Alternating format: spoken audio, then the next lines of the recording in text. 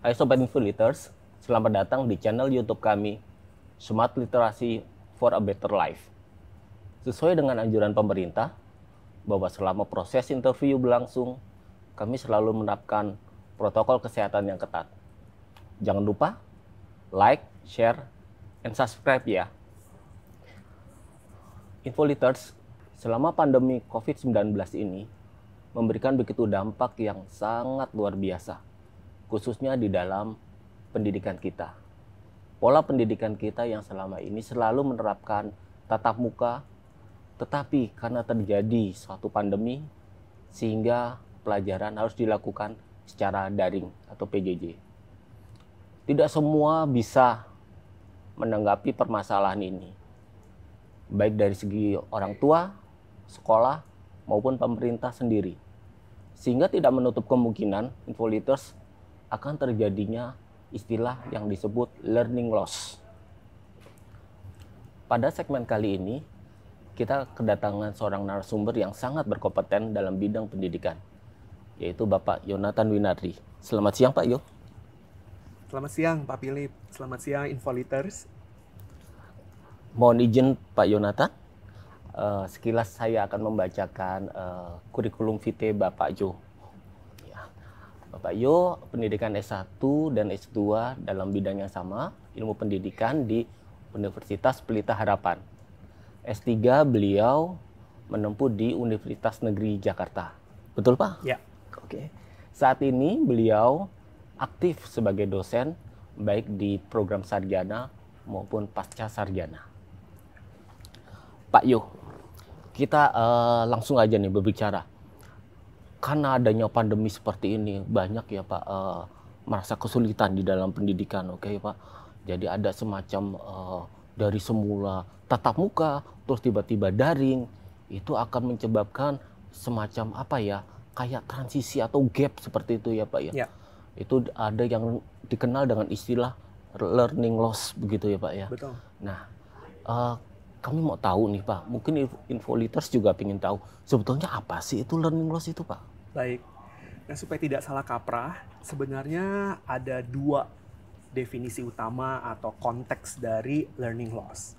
Jadi kalau harus ditarik mundur dari 2020, waktu awal COVID, dari Maret sampai September, 5-6 bulan itu, ada sebuah penelitian dan juga ada sebuah prediksi akan kerugian bila mana sekolah ditutup dan siswa-siswi itu tidak bisa belajar di sekolah.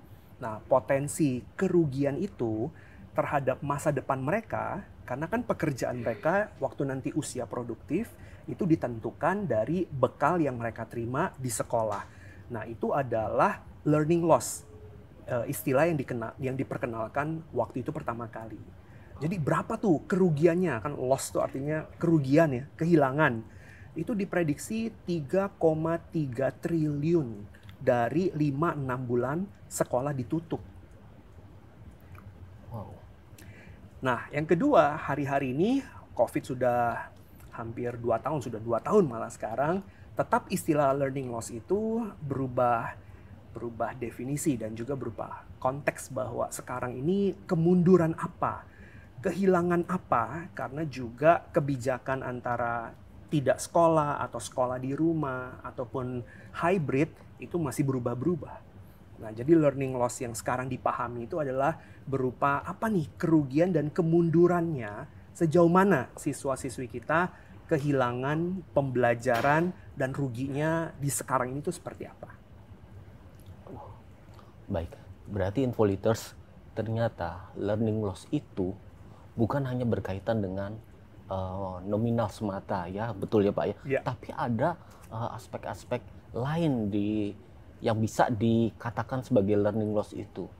Nah, sebetulnya Pak Yo, apa aja sih sebetulnya penyebab dari learning loss itu Pak? Yang pasti ada penyebab utamanya karena sekolah ditutup. Jadi waktu awal mulanya Maret, September 2020 waktu kita masih shock ya. Dan benar-benar tidak menyangka kok bisa seperti ini. Jadi sekolah ditutup. Pembelajaran berhenti, semua mengalami penyesuaian. Jadi faktor utamanya adalah karena sekolah ditutup. Nah, sekolah ditutup berarti hilangnya akses kepada pembelajaran, kepada fasilitas yang ada di sekolah, akses untuk kontak dengan guru, dan gurunya sendiri pun masih beradaptasi. Bayangkan kalau ada guru yang punya anak cukup banyak misalnya, dan di rumah tidak ada pembantu, ataupun juga ada kepentingan tanggung jawab yang lain, begitu. Nah itu akan sangat sulit, sehingga anak-anak siswa-siswi itu kehilangan akses juga kepada sumber-sumber belajar yang ada. Oh, baik. Berarti memang sangat ini ya Pak ya, daripada learning loss itu akses sebagai faktor utama penyebabnya terjadi. Nah, Pak, seandainya kita bicara berandai nih, yuk, Sobat Info-Leaders, seandainya COVID-19 tidak ada, apakah ada kemungkinan terjadinya learning loss itu, Pak? Gitu. Ya, memang learning loss itu kalau dalam dunia knowledge management itu lebih mudah dipahami sebagai knowledge loss ya. Jadi kehilangan knowledge.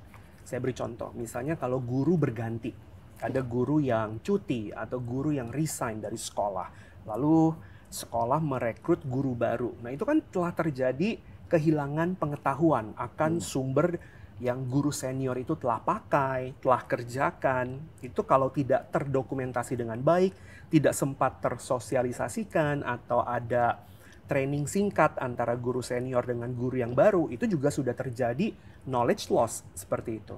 Perubahan textbook misalnya. Textbook yang tadinya tipe A sangat kompleks, lalu sekolah memutuskan mengganti textbook B, atau tidak lagi memakai textbook tapi hanya handout yang guru berikan, itu juga sudah terjadi potensi knowledge loss, kehilangan knowledge. Jadi kalaupun COVID tidak ada, memang knowledge loss itu adalah sebuah realita di dalam dunia pendidikan. Oh, berarti Pak, sebetulnya tuh ada, cuma istilahnya aja berarti tuh Pak ya. Pertama learning loss, tapi kalau misalnya nggak ada COVID, itu knowledge loss, gitu seperti itu ya Pak.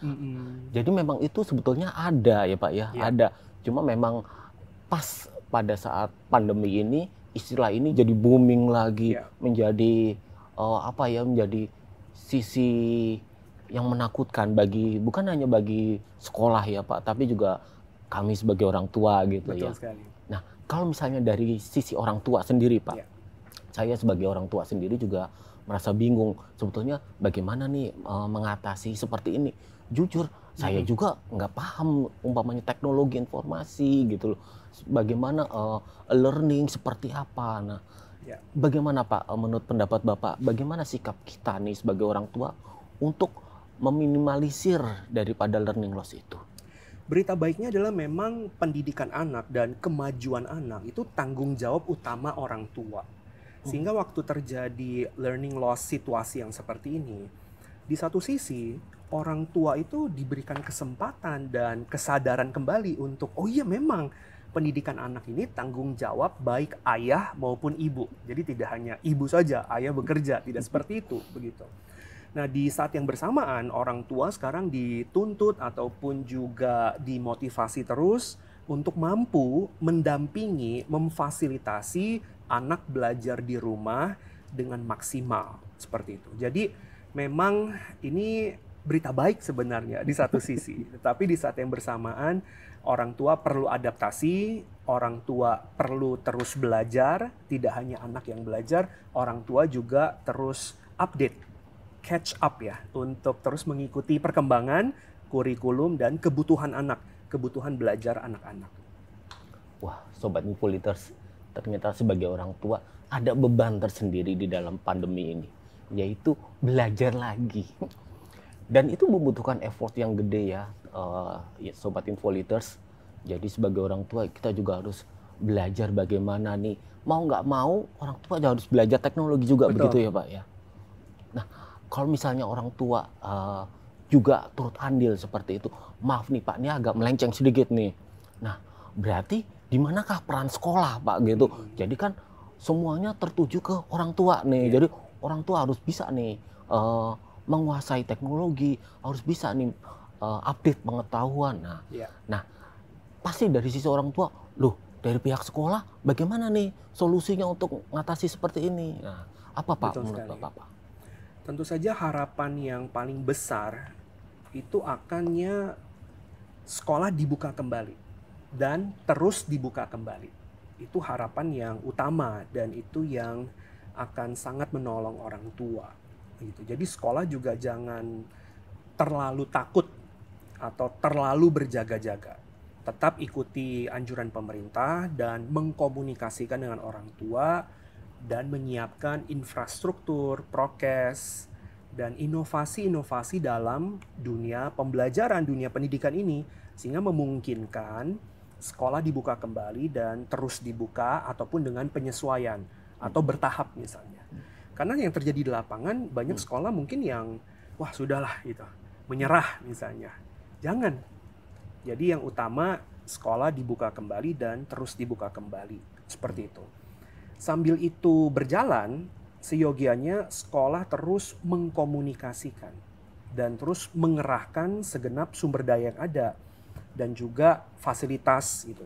Saya kemarin berbicara dengan guru dari Lampung dan saya berkata, bagaimana Bapak Ibu menggunakan perpustakaan misalnya? Kita ada di perpustakaan, ini kan sumber belajar ya.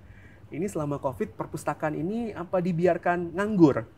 Padahal tetap bisa loh. Buku-buku disirkulasikan misalnya, buku-buku ditaruh di depan pagar sekolah, lalu orang tua bergiliran mengambil tanpa perlu kontak dan tetap dengan prokes yang ketat begitu. Jadi akses terhadap buku-buku yang diperlukan ataupun sumber belajar lain itu bisa tersampaikan kepada peserta didik yang ada.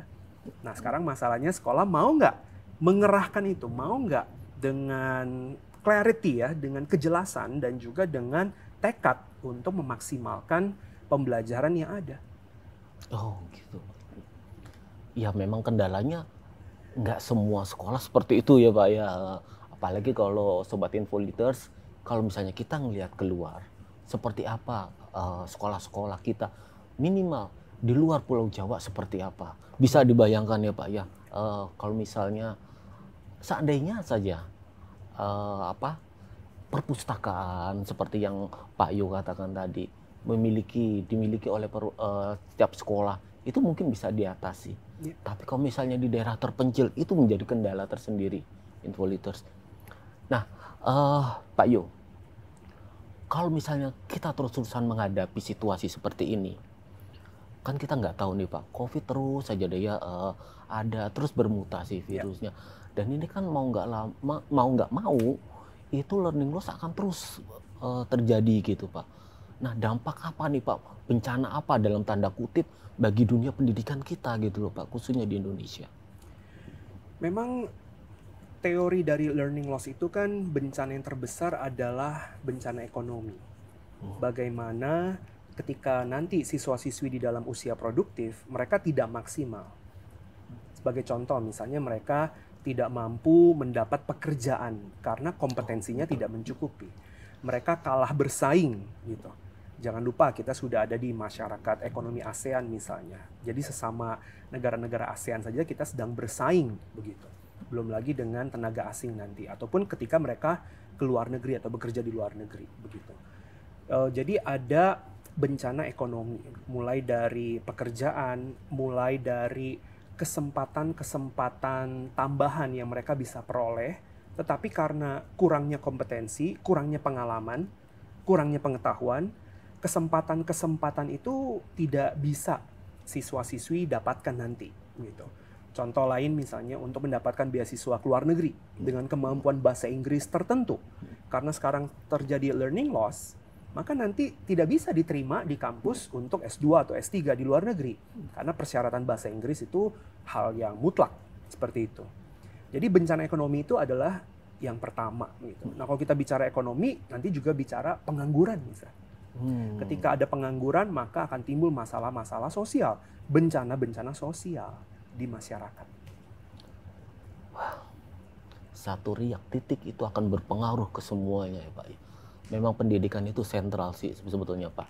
Nah Pak, kalau misalnya di dalam pendidikan kita saat ini, kita tahu kan tidak meratanya gitu Pak. Ada yang mungkin sekolah yang mempunyai budget gede atau mempunyai fasilitas yang menunjang yang sangat bagus gitu.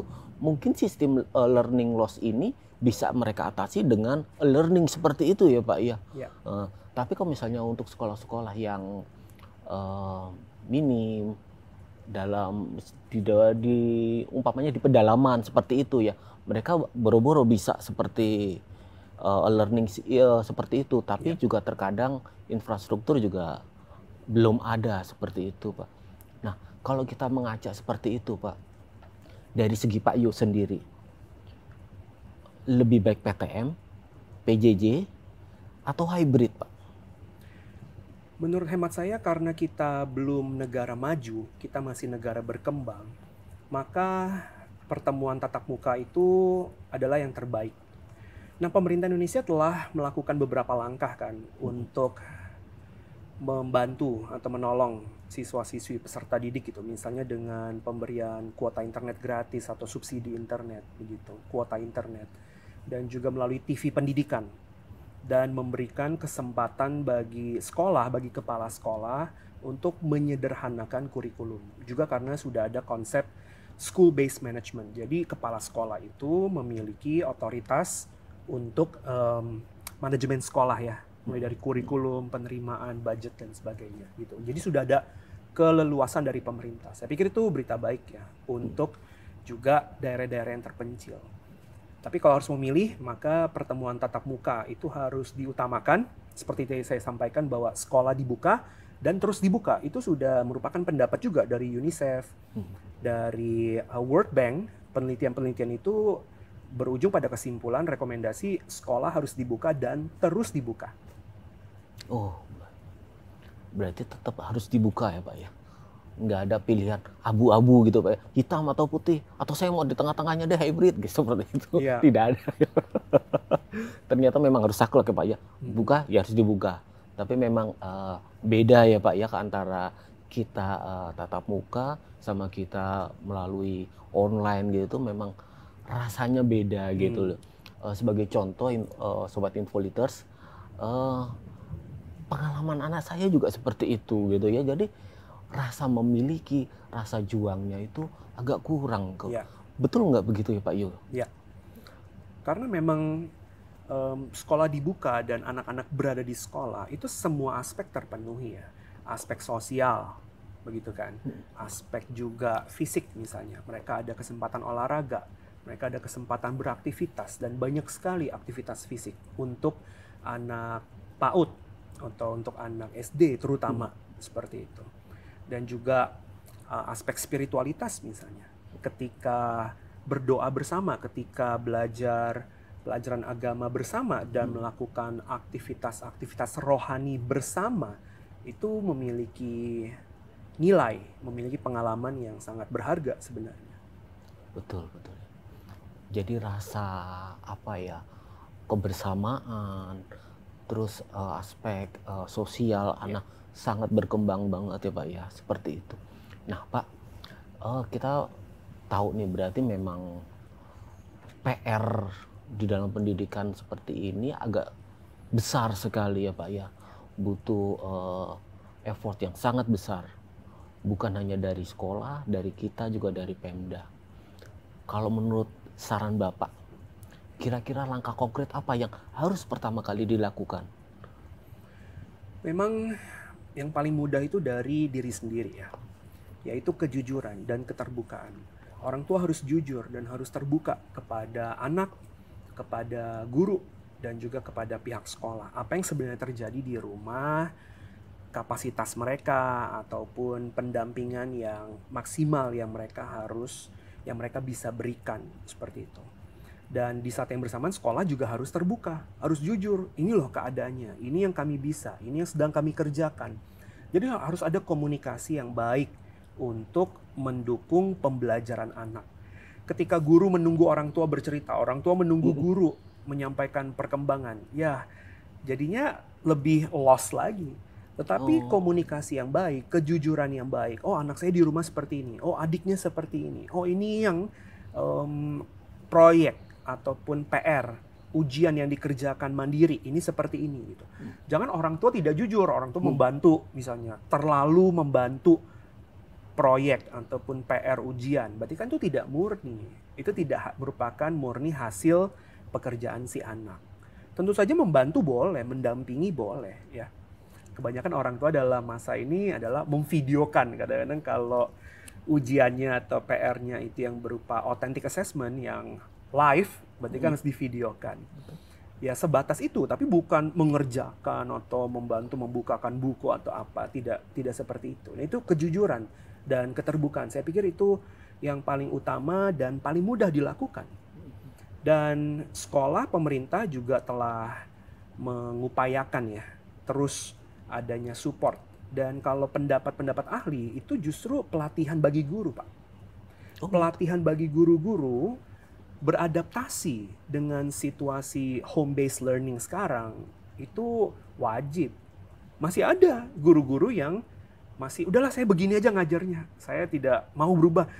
Ini selama ini saya selalu begini dan berhasil metode ini gitu. Tetapi sekarang dunia sudah berubah, anak-anak sudah berubah, konteks sudah berubah, sehingga guru-guru senior, guru-guru yang merasa sudah mantap, sudah solid pengajarannya itu juga perlu terus dilatih dan berubah berkembang gitu.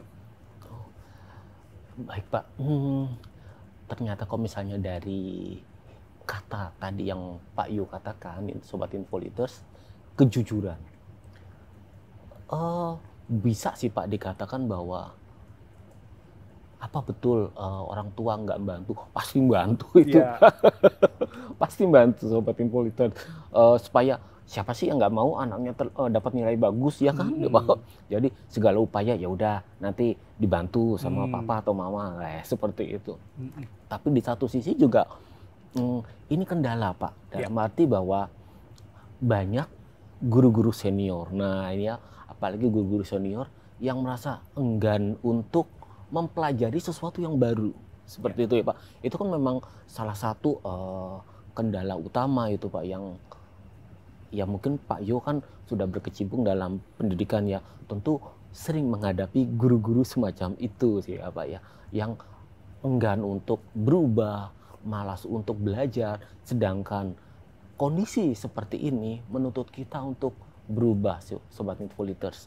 Nah, kalau seperti itu Pak, umpamanya Bapak sebagai kepala sekolah ya, trik apa nih Pak supaya guru-guru senior ini juga, ayo kamu juga belajar gitu, supaya pendidikan kita juga oke gitu, seperti itu Pak. Ya, pertanyaan sangat baik sekali ya.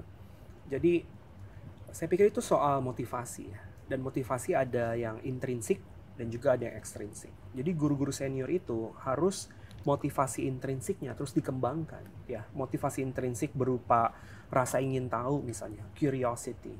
Bagaimana sekolah, kepala sekolah memfasilitasi agar guru-guru senior itu terus rasa ingin tahunya, rasa ingin majunya berkembang, begitu. Kemudian juga sense of competition, dibuat kompetisi-kompetisi. Jadi ada juga knowledge sharing ya di dalam kompetisi. Kalau kita melihat peserta lain, kontestan lain, kan kita bisa belajar dari kontestan lain tersebut, begitu. Dan terlebih lagi misalnya motivasi intrinsik, calling, panggilan, bahwa menjadi seorang guru itu ya panggilan seumur hidup dan tidak ada berhenti belajar, tidak ada berhenti pendidikan tuh sampai sini saja, karena generasi berubah sehingga guru juga harus berubah gitu. Jadi panggilannya yang perlu diasah kembali, dipertajam, disesuaikan ya sehingga relevan dengan kondisi peserta didik. Nah, motivasi ekstrinsiknya tentu saja bisa berupa nominal misalnya, berupa kompensasi gitu, ataupun hal-hal yang tangible ya untuk pelatihan ataupun kesempatan-kesempatan lain, kesempatan studi lanjut misalnya. Jadi sekolah atau kepala sekolah harus terus mendorong guru-guru mendapatkan kesempatan-kesempatan itu, dan itu akan memotivasi mereka untuk berubah. Jadi memang harus ada timbal baliknya Pak ya. Nah memang Sobat Infoliters, bahwa untuk melatih sesuatu yang baru memang perlu ada yang harus dibayar, seperti itu ya Pak ya. Mungkin dari pihak sekolah terus mengadakan pelatihan-pelatihan atau kompensasi seperti yang Pak Yo katakan, gaji seperti itu. Mungkin kalau diiming-iming gitu seneng Pak. Insentif ya. Ya seperti itu. Baik Pak Yo, terima kasih banyak sudah berada di channel kami sebagai narasumber. Nah, Pak, mohon share sedikit. Bapak kan dari Fakultas Ilmu Pendidikan UPH. Bisa sekilas Pak menceritakan fakultas tempat Bapak bekerja dan kontak personnya Pak. Barangkali ada Sobat Infoliters yang ingin menjadi mahasiswa di Fakultas Ilmu Pendidikan. Silakan, Pak. Fakultas Ilmu Pendidikan telah berdiri sejak tahun 2002, di mana saya adalah angkatan pertama di fakultas tersebut ya, jurusan Pendidikan Bahasa Inggris. Dan sekarang setelah 20 tahun berlalu, kami ada 10 program studi. Untuk informasi lebih lanjut bisa dilihat melalui link di bawah ini. Sobat Infoliters, ternyata learning loss itu merupakan gap ya pendidikan bagi kita bangsa Indonesia seperti ini. Dan learning loss ini bukan tanggung jawab semata dari sekolah, orang tua, atau pemerintah. Tapi kita ayo sama-sama bekerja sama mengatasi masalah ini. Karena ini masalah yang dihadapi oleh bangsa-bangsa juga di luar Indonesia. Nah, di samping itu juga pemanfaatan teknologi perlu juga diasah. Bukan hanya sekolah, pihak sekolah seperti guru atau juga murid, tapi kita juga perlu tahu seperti apa sih pemanfaatan teknologi itu, ya minimal bisa mengurangi dari learning loss itu sendiri. Teknologi adalah tools. Dia hanya sebagai alat, bukan segala-galanya. Tetapi yang paling penting adalah pembelajaran di dalam kelas, komunikasi antara guru dan murid, itu esensi utamanya. Sampai jumpa pada topik-topik selanjutnya di channel YouTube kami, Smart Literasi for a Better Life. Salam literasi.